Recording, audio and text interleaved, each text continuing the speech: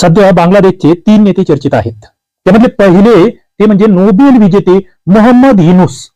या ठिकाणी तुम्ही बघतायत स्क्रीनवर मोहम्मद युनूस, जे नव्याने या ठिकाणी बांगलादेश सरकारमध्ये एका महत्वाच्या म्हणजे हंगामी सरकार आहे, मुख्य सल्लागार पदी म्हणून त्यांची नेमणूक होणार आहे.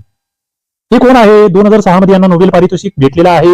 बांगलादेशातील ग्रामीण बँकेचे संस्थापक आहे आणि हे बँकर टू द पुअर या ग्रंथाचे लेखक सुद्धा आहेत.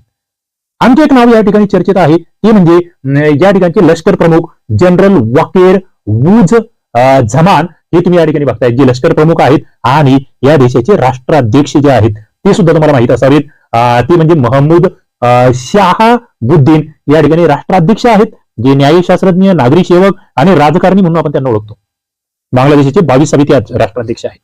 मित्रांनो, अशीच अपडेट आपण घेत राहूया. अभ्यास करता ऍपवर तुम्हाला सगळ्या बॅचेस भेटतील, सरळ सेवेच्या, एमपीएससीच्या, पोलीस भरती, तलाठी सगळ्या.